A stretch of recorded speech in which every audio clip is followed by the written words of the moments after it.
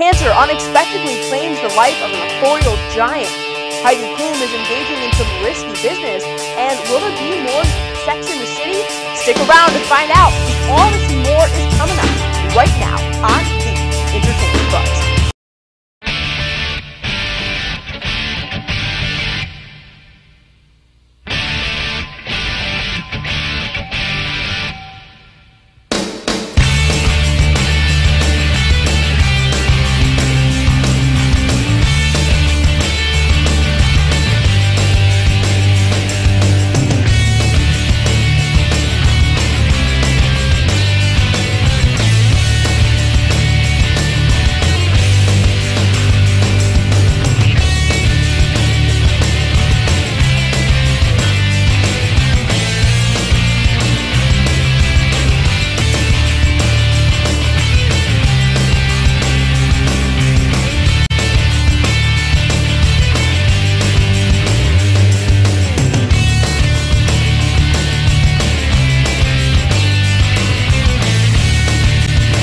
Welcome to another edition of the Entertainment Buzz right here on WOLV-TV. I'm Kaitlin Urka. Coming up, we'll find out what's happening around the U and check out this week's box office buzz. But first, it's time to find out what's hot in Hollywood.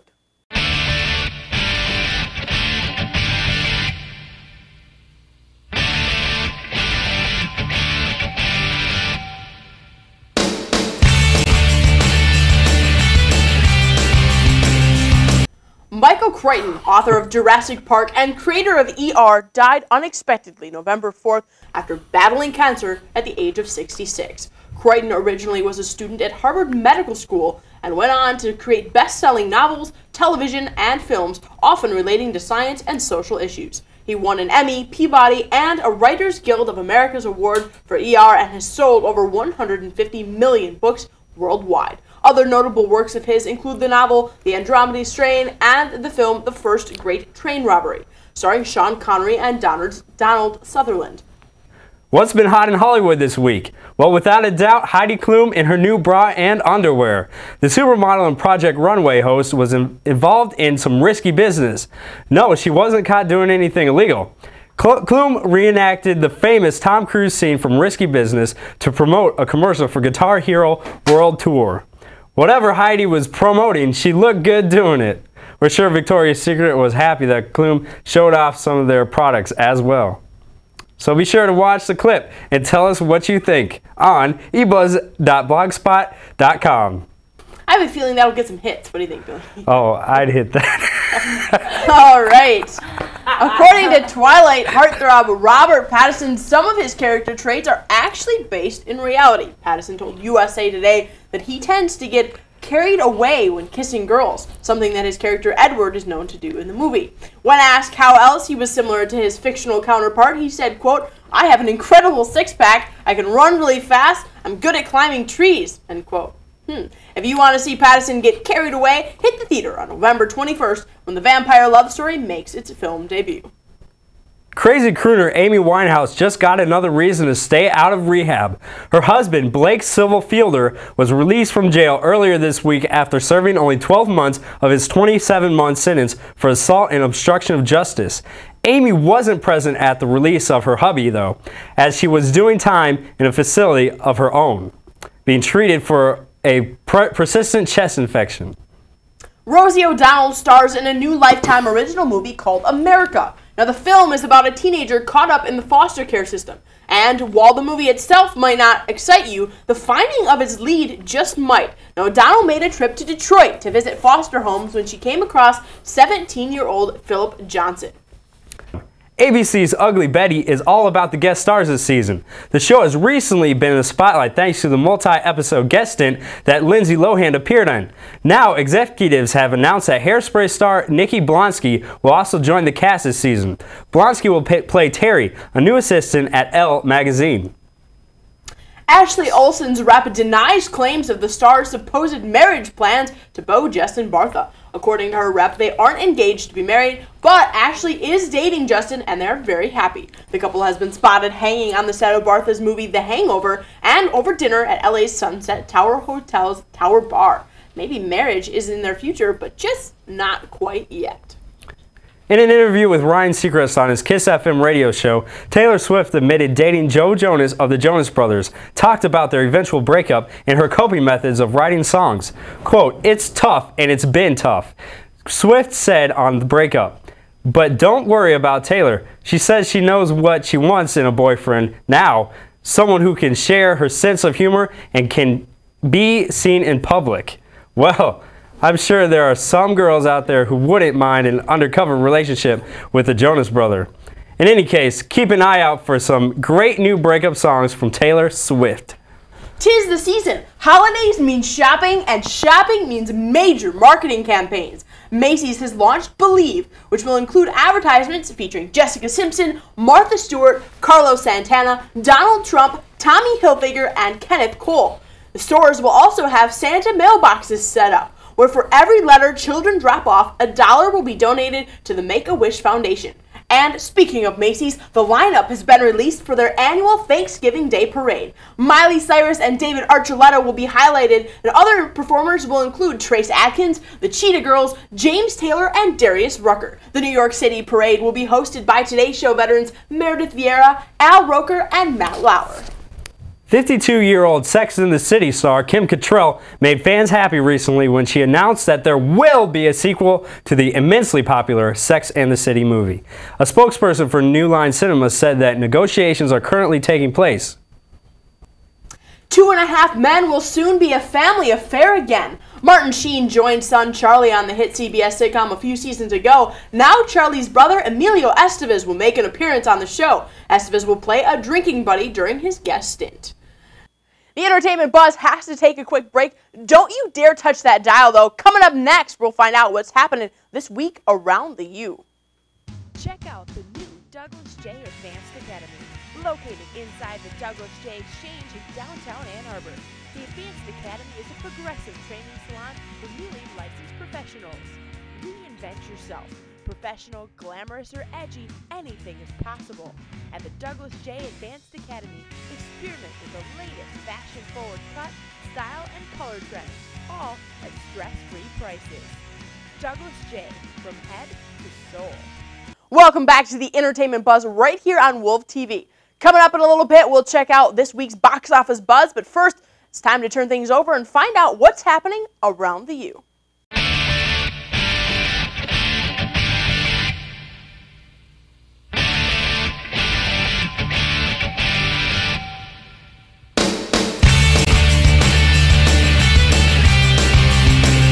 Hey guys, we are joined by Adam Moskal, Kevin Hegman, and Allison McDowell from Musket, who are a student organization on campus who specialize in musical theater. So guys, tell us a little bit about your program. What do you do? Yeah, Musket is a very large student-produced theater company. They produce 2 musicals, one every semester, and they are one of 14 student groups funded by the university through the University Activity Center. For students interested in joining your group, how do they go about doing that? Well, there will be another musical next semester called Kiss of the Spider-Woman. That'll be directed by Alex Bisker, and their first round and audition process will happen in January. So if anyone's interested in being a part of Musket, they are more than welcome to audition for the show. And we're always looking for people to operate the technical theater aspect as well and other kinds of areas of production, because the entire project is fully student-produced. There's not a faculty member involved. So you're the director this year, right? Yes, I am. It's your senior year. How does that feel for you? It has been such a blast. It really has been a tremendous opportunity and a blessing for me to see such a large production being put together, and also working alongside several different people, students filling different roles in the production elements. We have a student music director, Elise Turner. We have a stage management team, all students. We have lighting designers, set designers, and costume designers. And so you have a production coming up, Parade, is that right? Yeah, it's Parade by Jason Robert Brown. Kevin, you want to talk about? Parade. Parade follows the story and the trial of Leo Frank, who I play, and Lucille Frank, and it takes place in 1913, and it is about Leo Frank is charged with raping and murdering Mary Fagan, who's, I think she's 12 years old. Is that how old she is? She's very young, and since this is 1913, and I'm Jewish as well as my wife. There's a lot of anti-Semitic themes involved, and it is a dramatic story, but it's amazing because it's all about how Lucille really comes in and helps save Leo's life. Okay, so talk a little bit deeper about your characters. What is Leo like? Leo is very reserved, which is part of the reason why a lot of people accuse him of the murder, because he's from the North, and in 1913, no one really likes a Yankee. And since he's reserved and Jewish on top of that, everyone's quick to blame him because they don't really have anyone else to blame. And so that's a little bit about Leo. And Lucille. Lucille's born and raised in the South, in Georgia. She's also Jewish, and her uncle hired Leo to run his factory, and that's how I met him. And we've been married for about 2 years. Talk to us about the themes of this musical. Tell us, what are we expected to see when we come out and watch this? Well, again, it is about the accusations and the false testimonies against Leo Frank, who is Jewish in a southern Bible Belt town. So what you see is very clear pictures of discrimination and segregation, both self-segregating and also themes after the Civil War that just recently came to a close at the time of the play. So you see the very harsh, controversial, mean-spirited attitudes towards people of Jewish ethnicities, and also the African Americans that were still trying to battle for their freedom even after the Emancipation Proclamation and the end of the Civil War. What's also really interesting is that this is the first time ever that an African American's testimony has been taken over that of a white man. Leo Frank claimed to be innocent the whole way. He sought appeal after appeal after appeal, and the small town in Marietta, the government would not award him those appeals. And that was mostly based on the evidence as provided from Jim Conley, an African American, who's also a suspect in the case. So this case is very controversial, has very explicit themes to race and issues of hate crime and vigilante justice as well. So I encourage everyone to come out and see a full scale of emotions as we tell a very melodramatic, very sincere and honest portrayal of history. What are the performances? Parade is being performed November 21st, 22nd, and 23rd. There will be a Friday night and Saturday performance at 8 o'clock, and then the Sunday matinee performances at 2 o'clock. And so how do students get tickets? Students can get tickets at the Michigan League ticket office. They'll be just $7. And yeah, we'd love to have everybody come on out and see the show. Okay, well, thanks a lot, guys, and go out and see Musket. If you're interested in getting into the holiday spirit, be sure to check out the 24th annual Silver Bells in the City. Silver Bells in the City will take place on Friday, November 21st in downtown Lansing. The event features an electric light parade followed by the lighting of Michigan's official Christmas tree over the state capitol. There will also be a free family entertainment from free admission to Lansing's cultural institutions, horse-drawn wagons, and performances from the local institutions. Sean Kent, stand-up comedian from NBC's Last Comic Standing, will be appearing Thursday, Friday, and Saturday, the 13th through the 15th, at the old VFW Hall below Seva on East Liberty Street. Known for his edgy social-politic jokes and probing comedy, Kent's CD, Sex, Drugs, and Politics, is played often on satellite radio programs. Tickets range from $70 to $12, with reserved seating and general admission available. Looking for some childhood fun this week? Well, Ringling Brothers Barnum and Bailey Circus is coming to the Palace November 12th through the 16th. Tickets range from $12.50 to $21.50, and everyone's sure to have a good time with elephants, clowns, and cotton candy.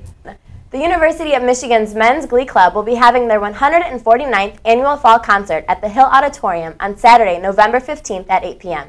Some musical selections will include Gloria by William Mathias, Laurette Perret by Felix Mendelssohn, and She Moved Through the Fair, arranged by Timothy Taka. Tickets are $15 for main floor, and mezzanine seats are $5, with a student ID for balcony seats. Rock bands Avenged Sevenfold and Buck Cherry will be taking the stage at Eastern Michigan's Convocation Center on Friday, November 21st. Opening acts include Shinedown and Saving Abel, famous for their rock hit Addicted. The show is sure to be energetic and intense, with a few hours of hard rock to kick off your weekend. Tickets are $35 at the Michigan Union box office and at the door on the day of the show. Israeli hip-hop sensation Hadag Nakash will be visiting the Blind Pig on November 12th at 8 p.m. Hadag Nakash is known internationally and has been praised by the New York Times for their unique lyrics and ability to influence the entire Israeli society. The event is sponsored by the American Movement for Israel and also features the Indigo Dance Team. Tickets are still on sale for $15 at the Michigan Ticket Office, so go and get them. Michigan's renowned a cappella group Amazing Blue will do another one of their astounding performances on November 15th at 8 p.m. in Rackham. In honor of the university's Parents' Weekend, the group will sing a variety of popular songs, including ones by Ben Folds, Mariah Carey, Micah, and U2. This is one concert you won't want to miss.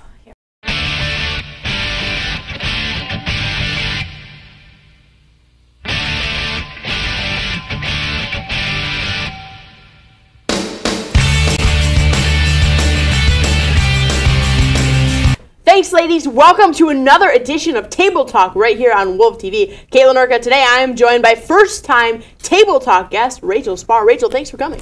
Hey, Kaitlin. It was really great to be here. I'm really excited about my first time on Table Talk. Yeah, well, awesome. We've got some great topics today. In the wake of the presidential election, first question for you. With the presidency comes some awesome White House-based movies. Now, for the first time in a long time in the White House, we're going to see a couple little kids in there with Barack Obama and his family. And there have been some movies about kids living in the White House as well. So I have to ask you, best presidential family-based movie? You know, my favorite oldie but a goodie features Boy Meets World star Will Friedle, My Date with the President's Daughter. It's just a great movie about them running all over D.C. It's a lot of fun, and, you know, it ends in a school dance. How could you go wrong, you know? True. Disney Channel. I think, was that a Disney Channel original? I believe it was. Those were the good old days of Disney Channel originals. Well, I'm going to go with First Daughter, starring Katie Holmes and Mark Blucas. First of all, I think Mark Blucas is amazingly good looking. Second of all, I loved Mark Harmon as the president. I could totally see him as being the legitimate president of the United States someday. You know, it was predictable and all that, but as far as president movies go, I mean, some other comparisons, I know we were talking about these earlier, Chasing Liberty, people like that with Mandy Moore. Yeah. Also, there was First Kid with Sinbad. Now, that's going way back in the 90s. But I loved Sinbad in that movie. Yeah. I thought he was hilarious. You know what? I never saw that, and maybe I did, and I just completely forgot it. Maybe I blocked it out of my memory. I don't really know. But Sinbad's funny. He was good in the '90s. So I'm sure it's a great movie. I remember in that movie they exposed like a secret kid hideout place in the White House, and I always thought that'd be really cool if I had a secret kid hideout place in my house. Yeah. And then like everyone etched their names on the wall, and so you had like all these famous people with their names etched into the wood. And I tried to make a place in my basement, but then I tried to etch in the wood, and it didn't go over so well with my parents. So, okie dokie. Yeah, never want to damage the family house, you know? Yeah, not a good plan. No. Oh well. Well, best of luck to the Obama family there. Yeah. That's going to be quite the transition. Those children are going to have a little bit of a shock, I think, coming their way. But they're adorable, so hopefully they'll have some good times and not get into too much trouble in the White House. There we go. Well, we've got some more great questions here on Table Talk. Hit me. Yeah, all right. Battle of the Teen Queens. All right, Disney Channel stars. Who is your favorite? Well, I mean, I have two answers to this, and because I don't really have a favorite when it comes to Disney Channel stars. I think they all just kind of exist as part of our culture. I don't really attach myself to one either way. I think that the most successful currently, obviously, is Miley Cyrus. I think you have to say that with the success of Hannah Montana, her album sales, the combined experience of her as a dual threat artist makes her definitely probably the most powerful right now. But I think Selena Gomez, she's a star of Wizards of Waverly Place. She was in straight to DVD movie, like another Cinderella story or something like that. Yeah, I saw that commercial about that. Yeah, so I think she has the potential to really step up and be a star. I really do. I think she's still very young. She's got a great look about her. She's very talented. And I think that's gonna take her a long way. Yeah, Selena Gomez, she's cute. She's got a pretty face. She's, I think she could sing too. She does. She does sing, and I think she has a couple songs in the soundtrack to that another Cinderella story. You can't go wrong if you could sing and act. But my new favorite, is Demi Lovato. I loved her in Camp Rock. I think Camp Rock was a great movie. This Is Me. I love that song. So I'm going to go with Demi Lovato. You know, who's over the hill? Ashley Tisdale, Vanessa Hudgens. And Raven Simone, like if you haven't made it already, if you're 22 years old and you're still on the Disney Channel and you have not, okay, Raven Simone, the best features, did I use the word best there? The only feature that she's ever had that has not been like a straight to Disney movie was that like college road trip thing that was just the flop so bad it made Hilary Duff movies look good. So that's saying something right there. Yeah, Raven Simone is way out of the picture. And Ashley Tisdale, I'm sorry, the nose job, sweetie, is still not going to help your image. No, wasn't really working for her. Next question though, because we got some more to go here. It is Bond time. Quantum of Solace is coming out in theaters. People are getting excited anytime James Bond gets back on the big screen. Women everywhere have to check their heartbeats because, man, that guy can take your breath away.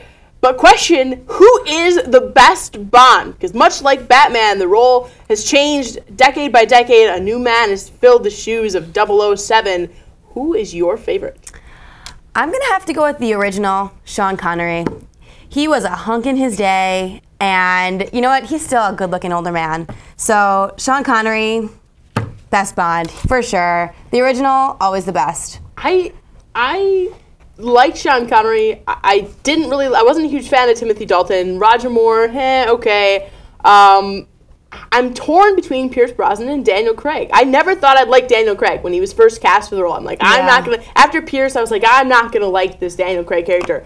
But OMG, when he, in that scene in his first Bond movie, when he, unfortunately was being tortured, but his abs, holy cow, and that little bitty swimsuit he wore, like the European version of a male Speedo thing, only it's like short shorts. I was like, no man should get away with wearing that, but he pulled it off, and that's saying something right there. So Daniel Craig, I think you might have bypassed Pierce in my best 007. Yeah, Daniel Craig is pretty hot. He is a hottie. There's something about him. He's not like male model beautiful. He's not like a Chase Crawford like pretty boy. He's European beautiful. Yeah, he's just got that something about him that you're like, okay, I'd be scared of him. I'd run away if I had him coming at me with or without a gun. But at the same time, you can totally see yourself snuggling up to him. Definitely. Like he would be like the protector. For sure. Sure. All right. Keep your hormones in check, Kaitlin. We're going to move on now to my favorite question of the day. High School Musical. Is it the new Grease of our generation? In my opinion, I'm not buying it as the new Grease. I love High School Musical as much as the next person, but Grease was risque. You got drinking and smoking and fake pregnancies and I don't know. I love Grease, so. I mean, I'm a big Grease fan as well. I just feel like it's not so much what's contained in the movie. It's just what the movie has meant for its audiences. I really think it brought music back into a lot of younger kids' lives. It got to the point for a while that it was uncool to be a music geek, per se. It was uncool to be in choir. I know I was in high school. I was in a show choir.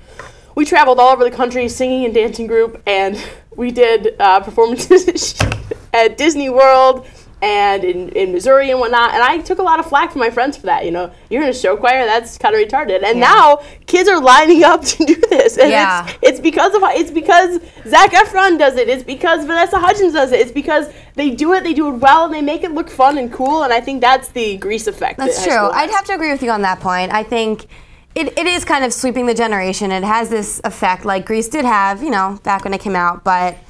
And I mean, John Travolta in those leather pants, I think you can equate that to Zac Efron in some of the outfits he wears. In his basketball shorts, or... I don't know. I mean, they're groundbreaking stylistically as well. It's true. You saw a lot of guys that all of a sudden pulled like the vest and the t-shirt underneath going on, or the... I don't know. We'll see. But I think that if it's getting kids out there and loving music and loving being involved in the arts, then I think that it's done its job, and hopefully it can have the lasting effect that Grease had on future generations as well. Absolutely. Well, Rachel, thank you for joining us on Table Talk this evening. It was great being with you, Kaitlin. Pleasure having you. The entertainment buzz has to take another quick break. Go grab your popcorn and hurry on back, though, because coming up next, we've got the box office buzz. Check out the new Douglas J Advanced Academy, located inside the Douglas J Exchange in downtown Ann Arbor. The Advanced Academy is a progressive training salon for newly licensed professionals. Reinvent yourself. Professional, glamorous, or edgy, anything is possible. At the Douglas J Advanced Academy, experiment with the latest fashion-forward cut, style, and color trends, all at stress-free prices. Douglas J, from head to soul.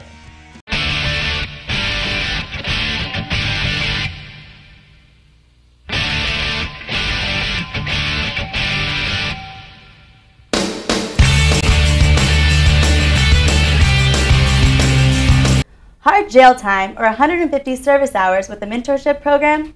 This choice seems simple, but two salesmen who trash a company truck on an energy drink-fueled bender find out that jail doesn't seem so bad. Paul Rudd and Sean William Scott stars two salesmen, Danny and Wheeler, in the movie Role Models, where they discover mentoring kids is harder than it looks. Danny tries to guide a 16-year-old boy obsessed with medieval roleplay, played by Christopher Mintz-Plasse, and Wheeler tries to assist a 5th grader, played by Bobby J. Thompson, away from his foul-mouthed ways. Danny is sarcastic and Wheeler is addicted to partying and women. But when given their ultimatum, these two village idiots, the world's worst role models, have to get on their A-game. You thought you saw the last of those hilarious zoo creatures, but you were wrong. In the highly anticipated sequel to Madagascar, Alex, Marty, Melman, Gloria, King Julian, Maurice, and the unforgettable penguins and chips find themselves stranded on the distant shores of Madagascar. The conniving penguins, as usual, come up with a crazy plan. They have fixed up an old crashed plane, well, kind of, and get it in the air just long enough to land in another wild place. This time, it's the vast plains of Africa, and they find themselves in another world of adventure. The cast includes the voices of Ben Stiller, Chris Rock, David Schwimmer, and Jada Pinkett Smith. Rotten Tomatoes gives the sequel a 71% fresh rating, which is better than the first Madagascar, with only 55%. So if you're up for a good laugh, then head out to see Madagascar 2, Escape to Africa. Want to get your soul on? Well, we have just the movie for you. Soulman, starring Samuel L. Jackson and Bernie Mac, played two former backup soul singers, Lewis and Floyd. The two agreed to travel cross-country to perform at a tribute concert in honor of their famous former bandleader. Traveling together after not having spoken in 20 years, you can only foresee the comedic trouble that may cause. Soul meets comedy in this new film, so go check it out. The Boy in the Striped Pajamas looks to be the heart-wrenching story set during the Holocaust. The story involves a young German boy and his forbidden friendship with a Jew. Bruno, played by Asa Butterfield, is the son of a high-ranking Nazi official who moves near a concentration camp. Lonely and confused, he seeks solace from the company of Shmuel, a prisoner of the camp. Rotten Tomatoes gives The Boy in the Striped Pajamas a 71% fresh rating. It's time for this week's Box Office Buzz Best Bet. Imagine your holiday plans to an exotic island have just been canceled and you have to spend Christmas with not only your family, but 3 others as well. This is just what happens to the happily unmarried couple Kate and Brad in 4 Christmases. Kate, played by Reese Witherspoon, and Brad, played by Vince Vaughn, find themselves face-to-face with an immense amount of holiday mayhem as they both struggle to find time away from their parents, step-parents, siblings, nieces, and nephews. They begin to question their future together. Now, this movie is sure to keep you laughing with the comedic chemistry between Reese and Vince, as well as getting you in the holiday spirit. So be sure to check out 4 Christmases, opening on November 26th. That does it for this week's edition of The Entertainment Buzz right here on WOLV-TV. For up-to-date entertainment news and commentary all week long, be sure to check out the eBuzz blog at ebuzzed.blogspot.com. You can also shoot us an email, wolv.ebuzz@umich.edu. For the entire cast and crew, I'm Kaitlin Urka, and you have just been buzzed.